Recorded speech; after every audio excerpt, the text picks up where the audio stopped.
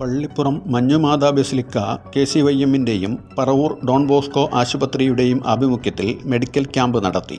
Parish ഹാളിൽ നടന്ന camp Munambam CI M. Viswambharan ഉദ്ഘാടനം ചെയ്തു. Manjumatha basilica rector reverend doctor Antony Kurisinkal അധ്യക്ഷത വഹിച്ചു.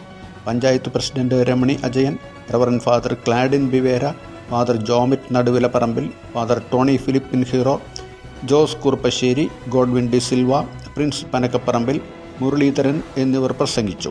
Doctor Paul Antony, doctor Nikhil Mathew, doctor Sooraj Menon, doctor Nishanan ഗേതു എന്നിവർ ക്യാമ്പ് നയിച്ചു. 300ഓളം പേർ ക്യാമ്പിൽ പങ്കെടുത്തു.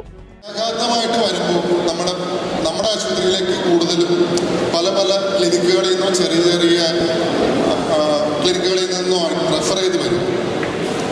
അപ്പം റെഫർ ചെയ്ത് ഹൃദയാഘാതമായിട്ട് ഒരു രോഗീനെ ആശുപത്രിയിൽ കൊണ്ടുവന്നാൽ അടുത്ത സ്റ്റെപ്പ് എന്ത് ചെയ്യണമെന്നതിനെ കുറിച്ച് ചിന്തിക്കാനായിട്ടോ അല്ലെങ്കിൽ അതിനെക്കുറിച്ച് തീരുമാനം എടുക്കുന്ന പവറുള്ള ആൾക്കാർ ആ രോഗിയുടെ കൂടെ ഉണ്ടാവണമെന്ന് നിർബന്ധമില്ല. ഉദാഹരണത്തിന് ഒരു വീടിൻ്റെ കുടുംബനാഥൻ അല്ലെങ്കിൽ അച്ഛൻ, അമ്മ, ഗ്രാൻഡ് ഫാദർ അവരൊന്നും ചിലപ്പോൾ കൂടെ ഉണ്ടാവണമെന്നില്ല. ചിലപ്പോൾ സുഹൃത്തുക്കളായിരിക്കാം, ജോലി ചെയ്യുന്ന ആൾക്കാരായിരിക്കാം.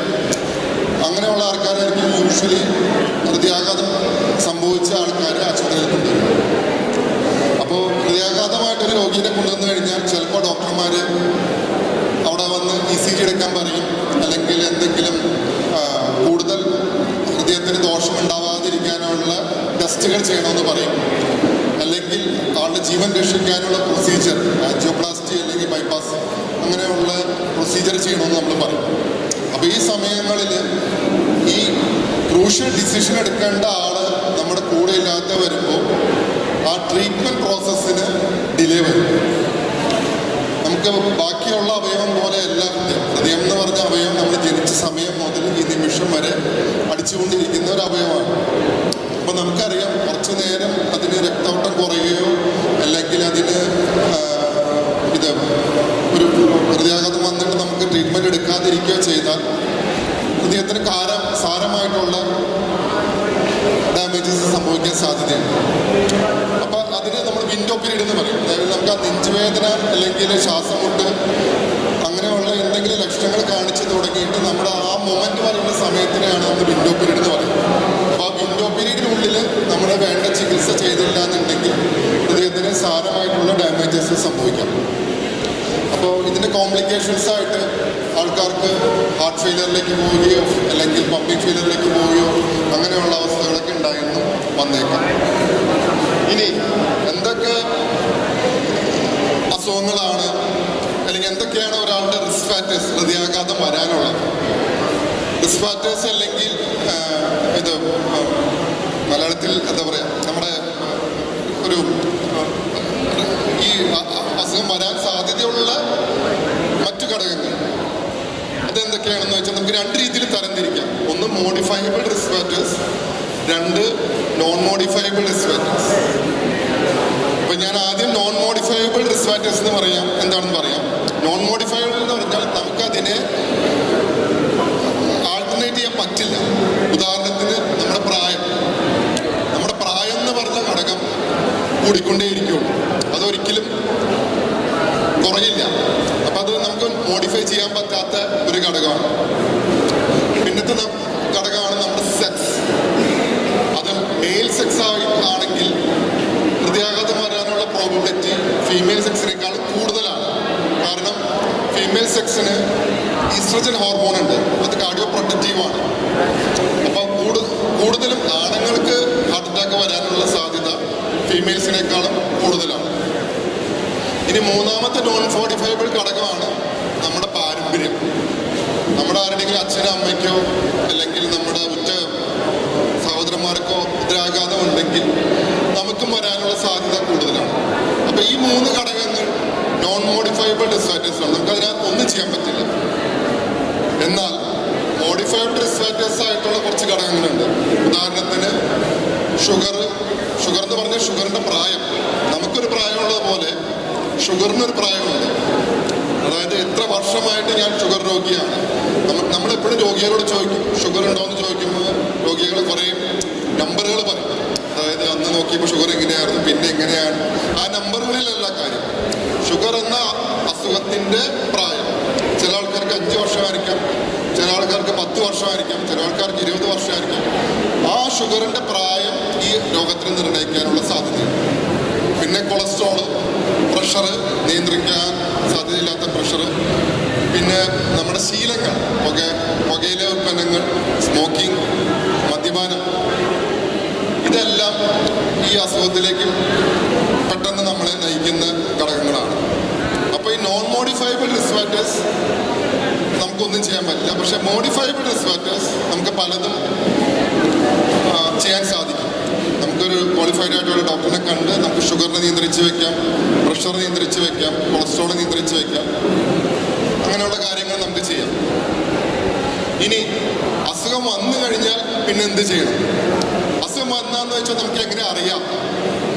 നമുക്കറിയാം 90% ആൾക്കാർക്കും നമ്മൾ സിനിമകളിലൊക്കെ കാണുന്ന പോലെ നെഞ്ചുവേദന വന്ന് കുഴഞ്ഞു വീണ് ഉടനെ ആശുപത്രി കൊണ്ടുപോകുന്നൊരു സിറ്റുവേഷൻ ഉണ്ടാവണമെന്ന് നിർബന്ധമില്ല. 90% ആൾക്കാർക്ക് നെഞ്ചുവേദനയെ ഉണ്ടാവണമെന്നില്ല. അപ്പം നമ്മൾ എന്ത് ചെയ്യും? നമ്മൾ ടെക്സ്റ്റ് ബുക്കുകളിലൊക്കെ പറയുന്നതനുസരിച്ച് പൊക്കിൾ മുതൽ നമ്മുടെ താടിയല് വരെയുള്ള ഏത് വേദനയും ഹൃദ്രേഖമായിട്ട് ബന്ധപ്പെടുത്തി വേണം നമുക്ക് ചിന്തിക്കാൻ. അപ്പോൾ അത് ഏതാണെന്ന് വേർതിരിച്ചറിയണമെങ്കിൽ നമ്മൾ സൂക്ഷ്മമായിട്ട് നോക്കണം. നമുക്ക് ECG എടുത്ത് നോക്കേണ്ടി വരും, പല ആവർത്തി എടുത്ത് നോക്കേണ്ടി വരും. ചിലപ്പോൾ ആദ്യത്തെ ECGയിൽ തന്നെ നമുക്ക് ലക്ഷണങ്ങൾ ഹാർട്ട് അറ്റാക്കിൻ്റെതാണെന്ന് ചിലപ്പോൾ പറയണമെന്ന് നിർബന്ധമില്ല. അല്ലെങ്കിൽ നമുക്ക് ബ്ലഡ് ടെസ്റ്റ് ചെയ്ത് നോക്കാം. നമ്മുടെ ഹാർട്ടിന് എന്തെങ്കിലും ഡാമേജ് പറ്റിയിട്ടുണ്ടെങ്കിൽ നമുക്ക് ട്രോപ്പോണിൻ എന്ന് പറഞ്ഞൊരു ടെസ്റ്റ് ചെയ്ത് നോക്കാം. അപ്പോൾ ആ ടെസ്റ്റ് നമ്മൾ യൂഷ്വലി നമ്മുടെ വേദന ഉണ്ടായതിനു ശേഷം ഒരു 6 മണിക്കൂറിന് ശേഷം നമ്മൾ ടെസ്റ്റ് ചെയ്യാം. അപ്പോൾ ഇതൊക്കെ കാണുമ്പോൾ നമുക്ക് ഈ രോഗിക്ക് ഹാർട്ട് അറ്റാക്ക് വന്നിട്ടുണ്ടോ ഇല്ലയോ എന്ന് നമുക്ക് പറയാൻ പറ്റും. പണ്ടത്തെ ആൾക്കാർ പറയും, ഡോക്ടർമാർ തൊട്ടു നോക്കി അസുഖമുണ്ടെന്ന് പറയും. പക്ഷേ ഇപ്പോഴത്തെ ഒരു അവസ്ഥയിൽ നമുക്ക് തൊട്ടു നോക്കി മാത്രം ഒരു രോഗിക്ക് ഹാർട്ട് അറ്റാക്ക് വന്നിട്ടുണ്ടോ ഇല്ലയോ എന്ന് നമുക്ക് പറയാൻ പറ്റില്ല. കാരണം ഈ രോഗത്തിൻ്റെ വ്യാപ്തി ആഴവും കൂടുതലാണ്. പല ആൾക്കാരിലും പല രീതിയിലാണ് പ്രസന്റ് ചെയ്യപ്പെടുന്നത്. ചില ആൾക്കാർക്ക് നെഞ്ചുവേദനയാണെങ്കിൽ ചില ആൾക്കാർക്ക് ശ്വാസം മുട്ടാകാം, ചില ആൾക്കാർക്ക് നടക്കുമ്പോഴുള്ള കിതപ്പ്, അല്ലെങ്കിൽ ഒരു ഭാരം എടുക്കുമ്പോഴുള്ള ബുദ്ധിമുട്ട്, മിറ്റമടിക്കുമ്പോഴുള്ള ബുദ്ധിമുട്ട്, ഇതെല്ലാം ഹൃദ്രോഗമായിട്ട് ബന്ധപ്പെടുത്തേണ്ടി തന്നെ വരും. ചില ആൾക്കാർക്ക് ഈ ഒരു ലക്ഷണങ്ങൾ ഒന്നും ഉണ്ടാവില്ല. നമ്മൾ സൈലന്റ് അറ്റാക്ക് എന്ന് പറയും. നമ്മൾ പത്രത്തിലൊക്കെ കണ്ടിട്ടുണ്ട്. നമ്മൾ രാത്രി ഭക്ഷണമൊക്കെ കഴിച്ച് വർത്താനൊക്കെ പറഞ്ഞ് നമ്മൾ കിടന്നു, പക്ഷേ രാവിലെ ആയപ്പോൾ ആൾ മരിച്ചു കിടക്കും. കാരണം നമ്മളെപ്പോഴും ആശുപത്രിയിൽ പോകുന്നത് നമുക്ക് എപ്പോഴെങ്കിലും എന്തെങ്കിലും ലക്ഷണങ്ങളുള്ളപ്പോൾ, നമുക്ക് ഒരുമാതിരിപ്പെട്ട വേദനകൾ നമ്മൾ തന്നെ നമ്മുടെ പൊടിക്കൈകൾ, നമ്മളുടെ കാരണവന്മാർ പറഞ്ഞിട്ടുള്ള കാര്യങ്ങളൊക്കെ നമ്മൾ വീട്ടിൽ തന്നെ ചെയ്തു നോക്കും. ഇതൊക്കെ ചെയ്തിട്ട് നമുക്ക് അതിനകത്ത് ഒരു റിലീഫ് കിട്ടാതെ വരുമ്പോഴാണ് നമ്മൾ എല്ലാവരും ആശുപത്രി പോവുക. നമുക്ക് ആർക്കും ആശുപത്രി പോകാൻ ഇഷ്ടമല്ല. പക്ഷേ ഇങ്ങനെയുള്ള ലക്ഷണങ്ങൾ വാർണിംഗ് സൈൻസ് ആണ്. നമ്മളത് ശ്രദ്ധിക്കുക തന്നെ വേണം. പിന്നെ ആശുപത്രി ചെന്ന് കഴിഞ്ഞാൽ നമ്മളെല്ലാവരും ക്ഷമയോടെ കൂടി മറ്റുള്ള പനി, ചുമ, ജലദോഷം അസുഖങ്ങൾ പോലെ നമുക്ക് പെട്ടെന്ന് ഡോക്ടറെ കണ്ട് മരുന്ന് മേടിച്ച് വീട്ടിൽ പോകാൻ പറ്റുന്ന ഒരു അസുഖമല്ല ഹാർട്ട് അറ്റാക്ക്.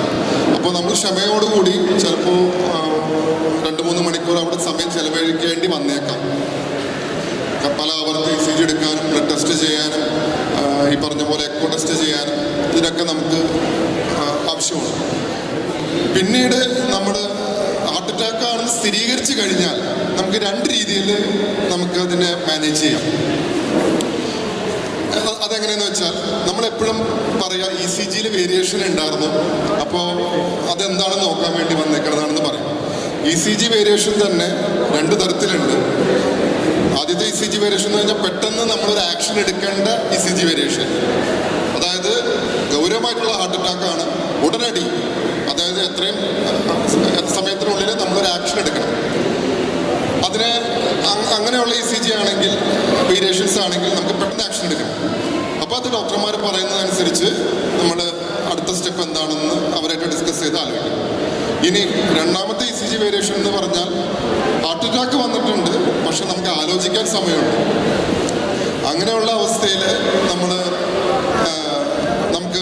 നമുക്ക് ഏത് ആശുപത്രി വേണം, ഏത് ഡോക്ടർ വേണം, അതൊക്കെ ആലോചിക്കാൻ നമുക്ക് സമയമുണ്ട്.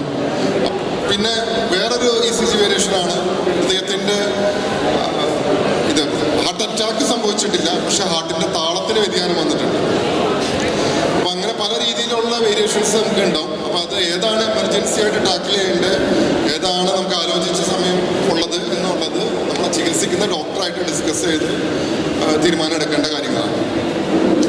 ഇനി ഒരു പ്രാവശ്യം ആൻജിയോപ്ലാസ്റ്റി ചെയ്തു അല്ലെങ്കിൽ ബൈപ്പാസ് ചെയ്തു, അത് കഴിഞ്ഞു കഴിഞ്ഞാൽ നമ്മൾ എന്തൊക്കെയാണ് ശ്രദ്ധിക്കേണ്ടത്? നമുക്ക് അറിയാം, ആൻജിയോപ്ലാസ്റ്റി എന്ന് പറഞ്ഞാൽ നമ്മളുടെ ബ്ലോക്ക്, ഹൃദയത്തിൻ്റെ രക്തധമനിയിലുള്ള ബ്ലോക്ക് മാറ്റിയിട്ട് നമ്മളൊരു മെഡിക്കേറ്റഡ് ആയിട്ടുള്ള സ്റ്റെൻറ്റ് വയ്ക്കുന്ന പ്രൊസീജിയറിനെയാണ് നമ്മൾ ആൻജിയോപ്ലാസ്റ്റി എന്ന് പറയുന്നത്. അപ്പോൾ ആൻജിയോപ്ലാസ്റ്റി ചെയ്യുമ്പോൾ ഈ ഒരു സ്റ്റെൻറ്റ് വയ്ക്കുമ്പോൾ ഇതൊരു ഫോറിൻ ബോഡിയാണ് നമ്മുടെ ശരീരത്തിൻ്റെ ഉള്ളിൽ വെച്ചിരിക്കുന്നത്. അപ്പോൾ ഇത് നമ്മുടെ ശരീരത്തിനുള്ളിൽ നമ്മൾ പ്രോപ്പറായിട്ടുള്ള അതിന് മരുന്നെടുക്കുകയും അതിനുള്ള പ്രോപ്പർ ആഫ്റ്റർ കെയർ ചെയ്തില്ല എന്നുണ്ടെങ്കിൽ അത് പിന്നെയും അറ്റാക്ക് വരാനുള്ള സാധ്യതകളുണ്ട്. അപ്പോൾ അതിന് നമ്മൾ എന്ത് വേണം? നമുക്ക് ഡോക്ടർമാർ നിർദ്ദേശിക്കുന്ന മരുന്നുകൾ കൃത്യമായിട്ട് കഴിക്കുക, കൃത്യമായിട്ട് ഫോളോ അപ്പ് ചെയ്യുക, ഷുഗർ, പ്രഷർ, കൊളസ്ട്രോൾ നിയന്ത്രിക്കുക, കൊഴുപ്പ് അല്ലെങ്കിൽ മറപ്പൊരി സാധനങ്ങൾ ഒഴിവാക്കുക, അങ്ങനെയുള്ള കാര്യങ്ങളൊക്കെ ചെയ്യുക എന്നുള്ളതാണ് പ്രധാനപ്പെട്ട കാര്യം. ഇനി നമ്മളത് അസുഖം വന്നു, നമ്മൾ ട്രീറ്റ്മെൻറ്റ് കൊടുത്തു, ഇനി ആൻജിയോപ്ലാസ്റ്റി എല്ലാം ചെയ്തു, എന്നിട്ട് ചുരുക്കം ചില ആൾക്കാർ പഴയൊരു ജീവിത ശൈലിയിലേക്ക് പോകും. ഉദാഹരണത്തിന് ശക്തമായ പുകവലിയുള്ള ആൾക്കാർ, എൻ്റെ ആൻജിയോപ്ലാസ്റ്റിയൊക്കെ ചെയ്ത് എൻ്റെ ഹാർട്ട് സുന്ദരമാക്കി, ഇനി എനിക്ക് 2 മാസം 3 മാസം വരെയൊക്കെ മരുന്ന് കഴിക്കും. അതിനുശേഷം ആളുടെ വേദനയെല്ലാം മാറിക്കഴിയുമ്പോൾ സ്വയമായിട്ട് മരുന്നുകൾ നിർത്തും, അല്ലെങ്കിൽ പഴയ ശീലങ്ങളിലേക്ക് തിരിച്ചു പോകും. ഉദാഹരണത്തിന് പുകവലി, മദ്യപാനം. അപ്പോൾ അങ്ങനെയുള്ള ആൾക്ക് അറ്റാക്കിൻ്റെ പുറമെ പിന്നെയും വേറൊരു അറ്റാക്ക് വരാനുള്ള സാധ്യത വളരെ കൂടുതലാണ്. ഒരു സ്മോക്കിംഗ് ചെയ്യുന്ന വ്യക്തിക്ക് സ്മോക്കിംഗ് ചെയ്യാത്ത വ്യക്തിയേക്കാളും 8 മടങ്ങ് ഹാർട്ട് അറ്റാക്ക് വരാനുള്ള സാധ്യത കൂടുതലാണ്. അപ്പോൾ ഇതൊക്കെ നമ്മൾ ശ്രദ്ധിക്കേണ്ട ഒരു പ്രധാനപ്പെട്ട ഘടകമാണ്. പിന്നെ നമ്മൾ കണ്ടുവന്നിരിക്കുന്നൊരു ഇതാണ്, നമ്മൾ കഴിഞ്ഞ ദിവസം ഒരു രോഗി വന്നതാണ്. അദ്ദേഹത്തിൻ്റെ സുഹൃത്തായിട്ട് ഫോണിൽ സംസാരിച്ചുകൊണ്ടിരുന്നു. അപ്പോൾ സംസാരിക്കുന്നതിൻ്റെ ഇടയിൽ ഇച്ചിരി എമോഷണലായി, കുറച്ച് വിഷമിക്കേണ്ട കാര്യങ്ങളുണ്ടായിരുന്നു, കുറച്ച് നേരം അധികം സംസാരിച്ചു. അതിനുശേഷം കുറച്ച് കഴിഞ്ഞപ്പോൾ അദ്ദേഹത്തിന് നെഞ്ചിലൊരു വിഷമം തോന്നി, വേദന തോന്നിയില്ല. പലരും പറയും ഗ്യാസിൻ്റെ ബുദ്ധിമുട്ടെന്ന് പറയും, അല്ലെങ്കിൽ എല്ലാവർക്കും വരുന്ന പോലെ വേദനയായിട്ട് തോന്നിയില്ല. പക്ഷേ ഇദ്ദേഹത്തിന് തോന്നിയത് നെഞ്ചിൻ്റെ അകത്ത് ഒരു ബലൂൺ വെച്ചിരിക്കുന്ന പോലത്തെ ഒരു ബുദ്ധിമുട്ട്, ഒരു ബലൂൺ വീർപ്പിച്ച് വെച്ചിരിക്കുമ്പോൾ നെഞ്ചിൻ്റെ അകത്ത് എന്താണോ ആ അവസ്ഥ. ഉടനടി ആശുപത്രിയിലേക്ക് കൊണ്ടുവന്നു, ECG എടുത്ത് നോക്കി, ഹാർട്ട് അറ്റാക്കാണ്. അപ്പോൾ ഇങ്ങനെയും ആൾക്കാർ പ്രസൻറ്റ് ചെയ്യപ്പെടാം. ഇതെല്ലാം നമ്മളുടെ മനസ്സിൽ ഉണ്ടാകണം. നമ്മളെല്ലാവരും ശ്രദ്ധിക്കേണ്ടത്, നമ്മൾ രോഗികളാവുന്നതോടൊപ്പം തന്നെ നമ്മൾ കൊണ്ടുപോകുന്ന രോഗികളെ അത് പ്രോപ്പറായിട്ട് തീരുമാനം എടുക്കാൻ കൂടിയിരിപ്പുകാർക്കും കൂടി റെസ്പോൺസിബിലിറ്റി ഉണ്ട്. നമ്മൾ കൊണ്ടുപോകുന്ന രോഗീനെ കൃത്യസമയത്ത് ആശുപത്രിയിൽ എത്തിക്കുക, അവർക്ക് വേണ്ട ഡോക്ടർമാർ അനുവദിച്ചിട്ടുള്ള കാര്യങ്ങൾ ചെയ്യുക എന്നുള്ളത് ബൈസ്റ്റാൻഡേഴ്സുമാരുടെയും ഒരു ഉത്തരവാദിത്വമാണ്. അത് നമ്മൾ ശ്രദ്ധിക്കാതെ വരുമ്പോൾ ആ ഒരു ട്രീറ്റ്മെൻറ്റ് പ്രോസസ്സിങ്ങിന് ഡിലേ വരെയും അത്